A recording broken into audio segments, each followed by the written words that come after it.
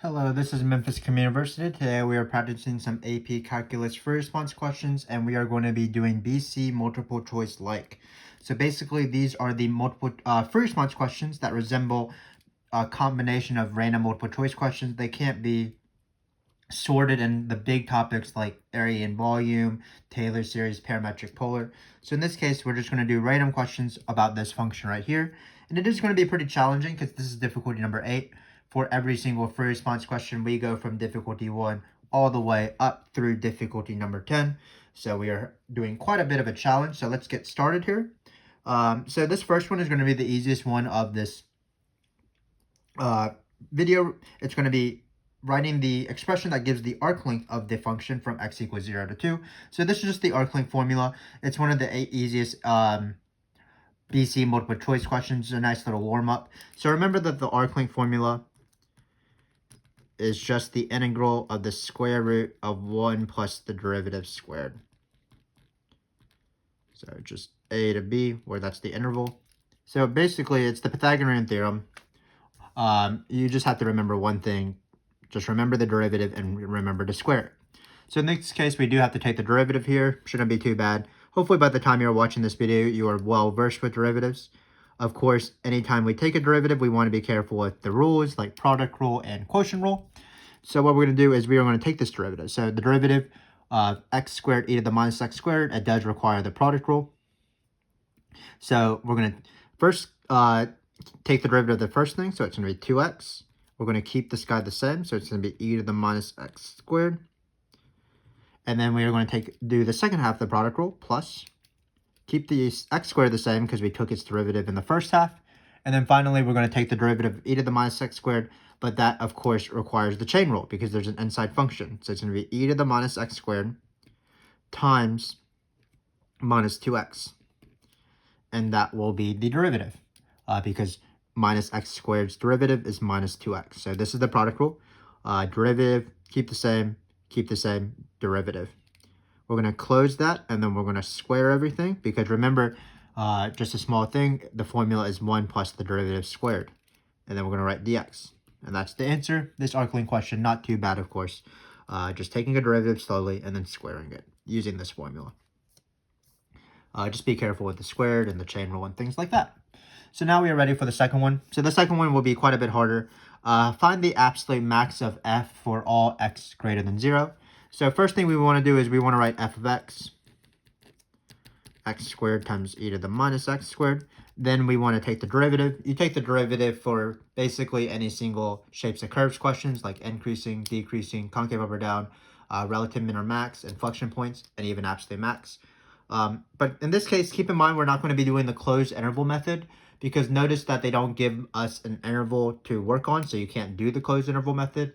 But for absolute max or min, any single time, even if you're doing what we're going to call the alternative way to find the absolute max or min, or the first derivative test for absolute extrema, we are going to first take the derivative, of course. So it's going to be the same derivative from before. We can just take it again. We like taking derivatives. They're easy. So it's going to be 2x times e to the minus x squared plus x squared, derivative of this, which still requires the chain rule. So instead of drawing a table, which we would do in the closed interval method, what we want to do here is we would want to draw a basic sign chart of this function. So that's what we're going to try to do. And if you've watched our videos before, what we like to recommend is that before you draw the sign chart, you want to factor the function as much as possible. So in this case, what we're going to do is we are going to take out, for example, a 2x e to the minus x squared because that is in common with both of the things. So we're going to get 2x e to the minus x squared. Keep in mind that when you factor this guy out of this, you would still have a 1 because like when you distribute it, you'll have a 1 here. And then we're going to factor out the same thing. But on this side, looks like this will be the same, but you're going to have a minus. So it'll be minus, and then you'll have x squared here. So again, our point of doing this is trying to factor this little function right here as much as possible, this derivative, so that we can draw its sign chart. So this is still not factored as much as possible, so I'm going to keep going. This is a difference of squares, 1 minus x times 1 plus x, because it's 1 minus x squared. So we're continuing to factor. And I don't even consider this to be as factored as much as possible. And why I don't do that is because I like always my thing to be x plus or minus something, x plus or minus something, x plus or minus something, so that I can easily draw its sign chart. Basically, I'm going to draw its graph. So in this case, when we have something like 1 minus x, I'm going to take out a negative to switch this to x minus 1. So it's going to be x minus 1, x plus 1, taking out a negative. And then we'll write the x right here. We'll write this x so that it's next to its buddies over here. And this is the thing that we are finally going to draw the sign chart of, because we have achieved our goal of factoring this as much as possible. This is what you want to do. So remember that when you're drawing sign charts, you're not actually graphing the function. So for example, when we draw the sign chart, this term right here, the e to the minus x squared term, this goes away because it's always positive. E to anything is always positive, even e to a negative number, so that it won't affect the sign chart when we do this. Also, the 2 won't affect it, but the minus will definitely affect it. So what we're going to do is we're going to plot these 3 zeros in order, negative, 1, 0, and 1. Then we're going to count them in terms of their multiplicity. So basically, there's going to be 3 of them, 1, 2, 3. If any of these terms was squared, it would count as 2 zeros. And then what we want to ask is this function have a negative or a positive leading coefficient? And in this case, it's negative. And again, if you factor it as much as possible, it's more evident that it's negative. But if you kept it like this, it might not be as obvious that it's negative. So that's why we like to factor as much as possible. So here we have something that's negative with its leading coefficient, and we have something that is odd. So something that is negative and odd, a polynomial, looks like this. It's an odd cubic, and then it will start right here and end right here. And then what will happen is that we're going to now do zero behavior. So we're going to approach the functions. And as we approach the functions, we are going to look for that factor that corresponds with it. And then we're going to go through the 0 if it's an odd number, which all of these are. And if it was an even number, we would bounce instead. So if there was a 2 here, we would bounce at this number and go through. But in this case, because it's to the 1, we're going to go through, and go through. So we're going to end up where we want, which is always great. We're going to make that a 0 to make this a little bit prettier. And this is the sign chart. It goes from positive to negative. So now how does the sign chart tell me what the max is? Well, this is where the first derivative test. Notice we're only doing x greater than 0. So we actually can ignore this half of the sign chart. And what the first derivative test says is if a function's derivative is always positive and then negative, basically the function will be increasing and then it will start decreasing. That peak has to be the absolute max. This rel max has to be the absolute max. So that's the justification. Of course, you can't just leave it there. You do want to write a sentence. So what I'm going to write is what I call the alternative way that my students know. And what I'm writing is I'm basically describing the sign chart as I just said. So f has an absolute max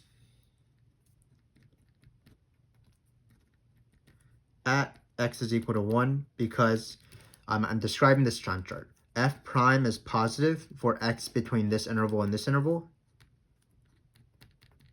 And then f prime is negative past this point. And that proves that it's an absolute max. This is what some teachers call the first derivative test for absolute max and min. It's pretty similar to rel max or min, positive to negative, but it's even more descriptive because what it's saying is it's not just going from positive to negative, but it's actually positive for the entire interval before it and negative for the entire interval after it. So this is where the max is at x is equal to 1. And then finally, to find the answer, they want the absolute max value, so we're going to plug it into this function. So f of 1 is equal to 1 squared times e to the negative 1 squared. So that's where we're plugging in 1 here. And then in this case, it's going to be 1 times e to the minus 1, which is the same thing as 1 over e, because that's what negative exponents are. So again, not too bad of a question. Definitely harder than the first thing because it did require a little bit of justification. What we did is, like normal for these alternative ways to do absolute max or min, we would be doing the same thing if we wanted to see if this were relative, if we wanted to find relative max or min, or if we wanted to find increasing or decreasing. What we had to do is we took a derivative. Then we saw that the derivative was quite complicated, so we took several steps in order to draw its sign chart. Once we have factored everything as much as possible, then we can draw a sign chart. Watch our sign chart videos if you want to practice with this. And then finally, because this sign chart is this easy, it's just positive and then it's negative, then this proves that it has an absolute max. I wrote a sentence for it, and then I found the value at f of 1. So that's difficulty number 8's first half. Not too bad of questions. An arc length question, which required a formula, and a absolute max question where the hardest part was probably factoring it as much as possible. After we took the derivative correctly for both questions using the chain rule while we were doing the product rule.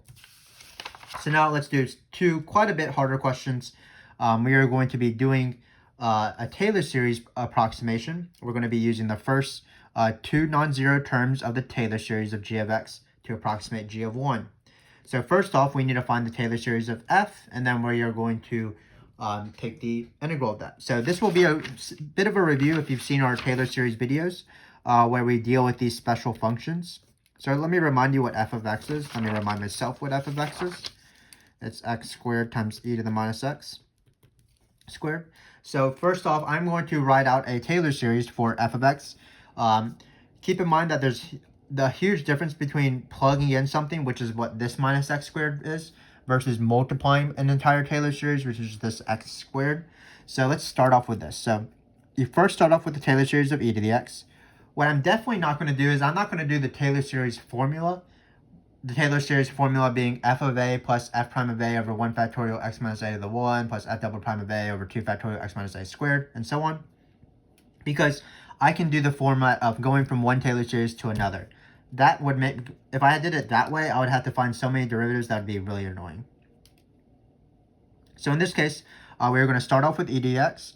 This is a memorized Taylor series. It's the best Taylor series. No alternating, no skipping of any factorials. So it's going to be x 1 over 1 factorial plus x squared over 2 factorial plus x cubed over 3 factorial, and so on. Keep in mind, you probably want to memorize the Maclaurin series, which means a Taylor series about x equals 1. For e to the x, sine of x, cosine of x, ln of 1 plus x, geometric series, and inverse tan of x. But now we're dealing with e to the x. The next step is we need to go from e to the x to f of x. Keeping in mind there's going to be a two-step process. Really, we're going to plug in minus x squared first, and we're going to see how that's different than the second step, which is multiplying by x squared.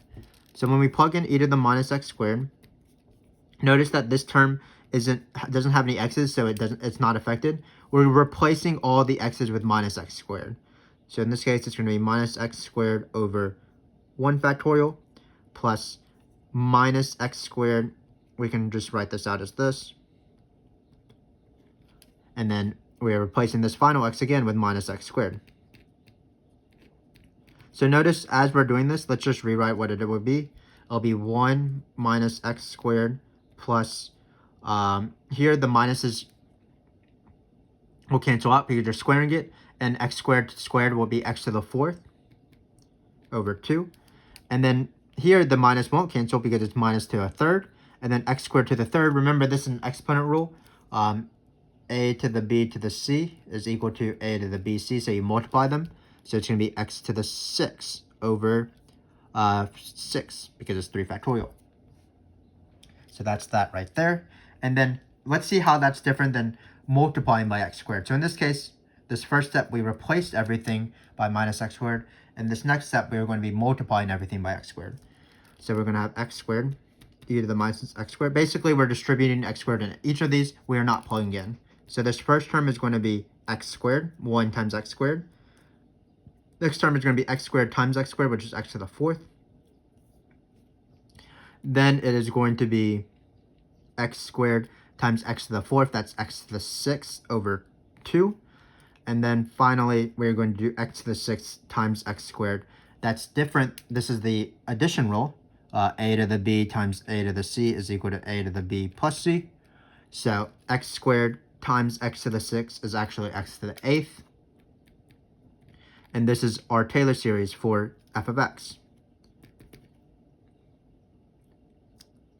We might as go a bit crazier. Let's actually use the first 3 terms. I think we can add some fractions to get a better approximation. So we're going to use the first 3 terms. So now, once we have that, this is again the Taylor series of f of x. Now we can do the integral of f of x to find that Taylor series. So let's do that now. So we're going to do the integral of 0 of x. This is g of x. We only need the first three terms, so we're only going to take these three terms right here. X squared minus x to the 4th over 1. Sorry, didn't need that. Plus x to the 6th over 2. Perhaps I'll regret my decision of changing it to the first three non-zero terms. Let's see if I do. So in this case, we are going to be taking the integral. Remember that the integral, we want to be careful here. We want to use t's actually instead of x's because that's what it asks us to do. So we're going to be nice and change these to t's. We're going to write dt instead. And then when you're taking the integral, remember that it's just term by term. So these integrals are usually pretty easy. The integral of t squared is t cubed over 3. The integral of t to the 4th is t5 over 5. I'm just doing the power rule, adding 1 and flipping. Then we're going to get t to the 7th over 14 because it's add 1, so you get t to the 7th. And then you multiply by 1/7, so 7 times 2 is 14, and so on. But we only needed these terms. And then we're going to plug in x and 0 and do fundamental theorem of calculus. So again, what you're going to get is you're going to get g of x is equal to x cubed minus 3 minus x to the 5th over 5. When we plug in the top thing into the t's, it just changes the t's to x's. And then we're going to subtract, and then when we plug in 0, that's obviously super lovely because you get 0, 0, 0. And it still goes on forever because we're doing g of x. So now we're almost done. All we have to do is find g of 1. So g of 1, plugging in 1 is the second best thing than plugging in 0. So 1 to any power is 1 if it's finite. So it's 1 cubed minus 1 to the 5th plus 1 over 14. So it looks like we do have to combine these. I'm kind of regretting writing the first three non-zero terms, but it shouldn't be too bad. So basically what we want is we probably want something of the form where the common denominator will be 15 times 14. Let's just do some math on the side here. I have a random sheet of paper that we can just do some math on. Forgive me as I multiply. So I actually know a power of 15. I believe that 15 squared is 5 times 1 is 2, 7. That makes sense. 0, 15. Yeah, so 15 squared is 225. So it's pretty easy to find what 15 times 14 is because we'll just subtract off of 15 from this. So 15 times 14 is going to be 210. So we're going to write 210 here. And then we need to, that's going to be the common denominator. So in this case, we're going to multiply by 5 times 14. So this 1/3 will be the same thing as 210 over something. We are multiplying everything by 5 over 14. 14 times 5, we can just do this math on the side. That's 0, 2, 5, 70. Probably should have known that. Yeah, that's too easy. 1/3 is, of course, 70 over 210. Now we're going to do 1/5.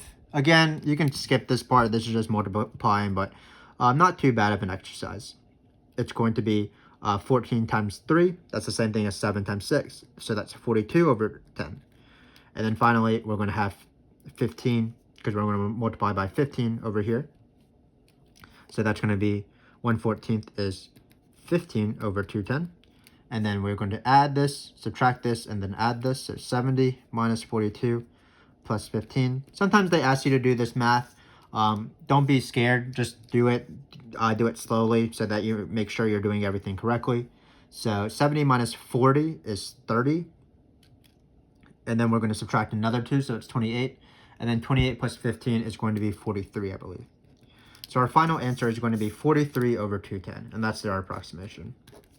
So again, all of that math was the least important part of the Fourier response question. This is the most important part was first forming the Taylor series of f of x. What we did is we started off with the Taylor series of e to the x and slowly went to f of x by first plugging in minus x squared and then multiplying by x squared. But that action is quite different. For plugging in, you replace all the x's with minus x squared. So you're usually using this exponent law. And then for multiplying by x squared, you're distributing each term by x squared. So you're usually using this law. But once we found the Taylor series of f of x, it was pretty easy. All we did was we took the integral with the power rule, and then we plugged in x, and then we approximated it using the first three non-zero terms. So we plugged in 1 into these first three non-zero terms, and we got the lovely number of 43 over 210. So again, if you want to see more practice of this, check out our Taylor series videos. Videos that are really similar to this are our special function videos. So I believe that's difficulty 2, difficulty 5, and difficulty 7 of that video series. Sorry, not 7, 8. So difficulty 2, 5, and 8. Those are our special function for questions. So check those out if you want. Finally, we have this tricky integral right here. It's going to be an improper integral, and also it's going to be quite difficult. So let's write out what the integral is. So it's going to be, I'm not even going to write out the improper part. I just want to find the antiderivative first, or at least start the antiderivative. So it's going to be x squared times e to the minus x squared, because that's what the function is. So unfortunately, it would be really nice if this squared wasn't here, because then we can do a u subs. But how can we lawfully make this square disappear? That's where integration by parts works. Basically, what we're going to do is we are going to let the we're going to do integration by parts to try to kill off this x squared here. So usually I would encourage you to write some sort of phrase which is called liate, and that allows us to do the integral. But in this case, the question is so hard that I'm going to try to work it through with you. So what you're going to do is you're going to write it out like this: u, du, v, and dv. It's actually not the case where u and dv are shown here. It's a math trick. What you want to do is you want to split up this x squared, and this is why this question is really hard, as x times x to the e to the minus x squared. And why you're doing this is that we're going to choose this as our dv, because they're giving me a hint. They're telling me what this integral is, and this integral right here is the integral of x to the e to the minus x squared is actually really similar to that. And that's why this hint of using the fact that we're going to be doing this, this is why they're telling me maybe I should split this up and let this be the dv. Again, it's very difficult though. So our u is going to be x. Our dv is going to be this. Again, this thing is I'm able to do with the u substitution. I'm not able to do this as a u substitution because the derivative of minus x squared doesn't look like x squared. But in this case, the derivative of minus x squared does look like x. It's actually minus 2x, of course. So this is going to be my good dv that I'm going to choose, so that when I take the integral, I'm actually able to do that. We're trying to kill off one of these exponents, and we did that using integration by parts. We split up the x squared as x times x, and then treated this separately because we are able to do that. So as we're doing for normal integrals of parts, what we do is we take the derivative of this as dx, and we do have to take the integral of this. So let's do that on the side here because it's so difficult. So I'm just taking the integral of this to find v. This requires a u sub, but I'm not going to write u because it would be confusing with this u right here. So I'm going to call this a z sub, so hopefully that doesn't confuse you. But again, this integral is a lot easier than this integral because this integral gives me the u that it's good. So in this case, I'm going to do a z sub. I'm going to call this minus x squared. I'm going to take my normal derivative, and then I'm going to change this into an integral of z. So this part, I like to change my integral one step at a time. So I'm changing all these x's to u's. This part right here goes in this integral, so it's e to the z. Then I'm left with x times dx. I look for it in this line right here, which is right here, and then I'm going to divide the negative 2 over to isolate x and dx. So that's going to become dz negative 1/2. So now I've done the purpose of this z sub, changing the x integral into an easier integral by changing the variables. And in this case, what's the antiderivative of e to the z? That's, of course, e to the z, negative 1/2. Really plus c, but it doesn't matter because we're about to do integration by parts. And then we are going to replace this z with minus x squared. So it's going to be negative 1/2 e to the minus x squared. So all of this work is to find v. Usually on most AP exams, or most when they ask integration by parts, it's pretty obvious what the dv is. Like usually the dv is just, for example, e to the x, which is so much easier. And the integral of e to the x, of course, is e to the x. Even e to the 2x is a lot easier. That's 1/2 e to the 2x. But in this case, we had this x here, so it is nice and to be safe, and we did a u sub or a z sub on the side. But now that we've done that, we are ready to do the integral because we've done the integration by parts process. And then hopefully when we've done that, we will get an easier integral, and we certainly will. We are going to get this integral right here, which is given. So remember the formula. Now we can add the numbers. So let's start off with this. So we're finding the limit or the integral, this improper integral, so it's quite hard. This might be the hardest integral ever written on an AP exam. We're going to write limit as b goes to infinity because this is the right way to do improper integrals. Basically, we don't like to write infinities in the limits, so we write it with limits. We don't like infinity in the upper limit of the integral. So this is the process. We're going to use the formula, of course. Let's put it on the bottom and write it big. uv minus the integral of v du. That's the integral integration by parts process. So remember, it's x times v, so it's u times v. So it's x, a negative 1/2 in the front, e to the minus x squared. We're going to plug in b and 0. Then we're going to do minus, but keep in mind that it's not minus, it's actually plus here because it's minus minus, so it's going to be plus 1/2 the integral of 0 to infinity e to the minus x squared dx. So we're making a huge amount of progress. This is the integration by parts way. You change a harder integral using this formula to make an easier integral right here. This, I actually don't know the antiderivative of, but luckily they gave it to us, so that makes it very easy. But at this point right here, you might just take the antiderivative if it was just like e to the x or e to the 2x or sine of x, cosine of x. You might do a u sub. For example, if you get something like x over x squared plus 1. Or you might do another integration by parts. That example is like if you start off with x squared e to the x, and then you keep reducing the power each time by 1 as you do integration by parts. But in this case, it's just square root of pi over 2, which is lovely, of course. So this guy right here will be square root of pi over 4, because this entire integral is given as square root of pi over 2. We still have to do this limit right here, but keep in mind that, let's just do it and be slow at it. So it's limit as b goes to infinity of negative 1/2. I'm going to write this as a negative exponent because it'll help me do the limit. Not a negative exponent, changing the negative exponent to a fraction. So it's going to be e to the x squared. And then it's going to be minus, because it's FTC, plugging in the top minus the bottom. But keep in mind there's two minuses. One minus from the FTC, one minus because the function has to happen to have a minus. So it's going to be plus 0 times e to the 0. E to the 0 is 1. So this is just going to be 0 when you plug in 0. So again, actually this minus argument didn't matter. We're going to have plus square root of pi over 4 because that's what this integral was, times 1/2. So all we have to do is we have to find this limit at the very end. But this limit isn't too bad. Let me find this limit when we plug in b. So if you want, you can already replace the b here. I'm going to find this limit on the side.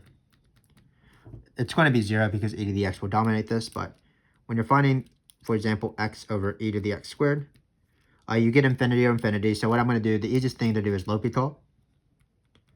So we're going to get 1 on the top, and then the derivative of the bottom is going to be e to the x squared times 2x. When I plug in infinity here, you're going to do 1 divided by a huge number. The number is getting bigger and bigger and bigger, so 1 over that will eventually become 0. So actually, this term also becomes 0, which is lovely. So we'll end up with this fine guy right here, the square root of pi over 4. And that's what the answer is. So quite a bit of work in this question. One of the hardest integrals that I've seen presented on the AP exam. So what it is it's integration by parts. It's also improper integrals. And then when you did the integration by parts, when we did dv to v, that's actually a u sub. So it actually combined 3 different things. Then at the very end, it also had a L'Hopital, so you can consider that 4 different things. But let's work through it again. So we had this function right here. We saw that it was complicated, that we couldn't do a u substitution. So we decided to use parts. But it doesn't make sense for u to be, for example, x squared, and then dv to be e to the minus x squared, because we don't know that antiderivative. So what we did is we cleverly broke up the x squared as x times x, and then made these two things our u and dv. Because if we let this be our entire dv, we know it's integral because we can do a u sub on it. And of course, the derivative of x is very easy. And then we sort of did the formula uv minus the integral of v du right here. That's why it's the plus here. And then what we saw is that this integral that you have to be able to do once you do integration by parts was given, so we didn't have to think very much. And then when we plugged in fundamental theorem top minus bottom of this part right here, of the uv part, we ended up getting 0, so the answer ended up being square root of pi over 4, which is definitely perfectly fine for me.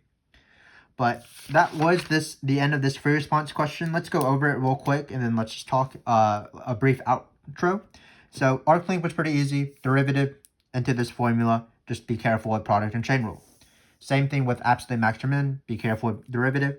You need to draw the factor to this derivative as much as possible before you draw a sign chart. This is the alternative way because there's no closed interval, and you just describe the sign chart. This function has an absolute max at this point. Once you draw the sign chart by factoring as much as possible, because the derivative goes from positive to negative at this point. Then we had a Taylor series polynomial question, sort of your standard special function question where we started off with this function right here. We go with e to the x, and we first plugged in minus x squared, then we multiplied by x squared to get f of x. Then what we did is we took the integral of these terms to get the Taylor series of g to the x, and then we plugged in 1. Finally, we did this insane integral by cleverly doing integration by parts. When we went from dv to v like normal, we had to do a u substitution. Then we set up the integral. One of the parts of the integral was given. We had to do an improper integral because we were going from going to infinity. And then when we did this improper integral, we saw that when we plugged in top minus bottom into the the u and v part, we got 0 and 0, which is great. So the answer ended up being square root of pi over 4. But hopefully this video was pretty useful for you. You got to review some arc length, some derivative stuff, Taylor series, as well as this insane integral that reviewed 4 different integral topics, including L'Hopital's, just by itself. What again, I would encourage you to do is to continue watching our videos. We have videos on specific topics if you are struggling with them. So for example, arc length, absolute max or sign charts, special function Taylor series, integration and derivative of Taylor series, integration by parts, improper integrals, u substitutions, L'Hopital's rule. So we have videos on all of this, including and mostly every single topic on the AP Calculus Sim, so check out our channel. We certainly support you watching these videos. We make these videos so that you can succeed, and hopefully by watching this video series BC multiple choice like as we go from difficulty 1 through 10, you will have practiced a lot and you will have gotten a lot better, and you'll be a lot more ready and more confident before you take the exam, which is what we are trying to do here. So again, thanks for watching. Be sure to watch difficulty number 9 and 10 because those are also 2 very difficult questions if you want a challenge. Thanks again for watching, and I hope to see you soon.